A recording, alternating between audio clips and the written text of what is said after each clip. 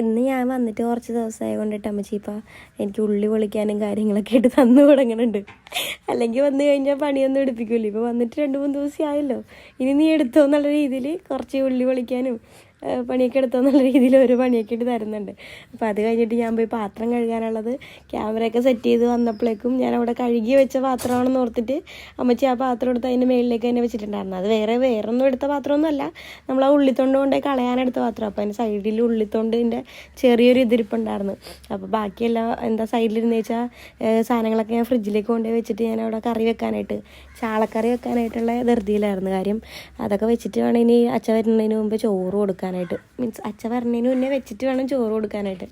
അപ്പോൾ രാത്രി ആയപ്പോഴാണ് വെട്ടിയൊക്കെ കഴിഞ്ഞത്. അങ്ങനെ അമ്മച്ചി എനിക്ക് അതൊക്കെ ചതച്ചൊക്കെ തന്നിട്ടുണ്ടായിരുന്നു. അപ്പോൾ അതെല്ലാം കൂട്ടി ഞാൻ താളിച്ചെടുത്ത് ഉള്ളിയും പച്ചമുളകും എല്ലാം കൂടി വാട്ടിയിട്ട് അതിനകത്തേക്ക് തക്കാളിയും മസാലയും കാര്യങ്ങളൊക്കെ ഇട്ട് ഒന്ന് വാട്ടി കറി ആറ്റി സൈഡിൽ വെച്ചപ്പോഴേക്കും അമ്മച്ചി ഫ്രിഡ്ജിൽ ഓൾറെഡി മീനിൽ അരപ്പൊക്കെ തേച്ച് വെച്ചിട്ടുണ്ടായിരുന്നു വറുക്കാനുള്ള. അങ്ങനെ അതും എടുത്ത് വറുത്ത് ലാസ്റ്റ് അതും കഴിഞ്ഞ് ഞാൻ ചോറ് കഴിക്കാനിരുന്നു കേട്ടോ. അച്ഛൻ അമ്മച്ചിയൊക്കെ നേരത്തെ കഴിച്ചായിരുന്നു, ഞാൻ അത് കഴിഞ്ഞിട്ട് കഴിക്കാനിരുന്നു.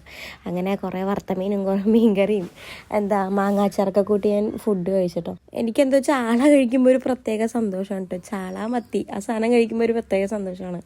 ഇത് പിറ്റേ ദിവസത്തെ രാവിലത്തെ വീഡിയോ ആണ്. രാവിലെ എനിക്ക് മാമ്പഴപ്പുളിശ്ശേരിയൊക്കെ കണ്ടപ്പോൾ ഞാൻ പറഞ്ഞു, അമ്മ എനിക്ക് പുട്ട് വേണ്ട ചോറ് മതിയെന്ന് പറഞ്ഞിട്ട് എനിക്കിതേ ഒരു ലോഡ് ചോറും കറിയും എല്ലാം കൂടിയായിട്ട് തന്നിട്ടുണ്ടായിരുന്നു. പിന്നെ വൈകുന്നേരം ആയപ്പോഴേക്കും എനിക്ക് നല്ല പനി ഉണ്ടായിരുന്നു. അപ്പോൾ തച്ച് വിളിച്ചിട്ട് എന്താ ചായക്ക് വേണ്ടതെന്ന് ചോദിച്ചപ്പോഴേക്കും ഞാൻ പപ്സ് മതിയെന്ന് പറഞ്ഞിട്ടുണ്ടായിരുന്നു. അങ്ങനെ അത് കഴിക്കാനായിട്ട് എനിക്ക് പനിയായിട്ട് ഞാൻ കിടക്കുമായിരുന്നു, ഒട്ടും വയ്യായിരുന്നു.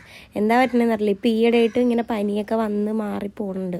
ഭയങ്കര ശരീരമേനയും കാര്യങ്ങളൊക്കെ ആയിരുന്നു. എനിക്കാണെങ്കിൽ അതൊന്നും കഴിക്കാനും പിടിക്കാനുള്ളതൊന്നും ഇല്ലായിരുന്നു.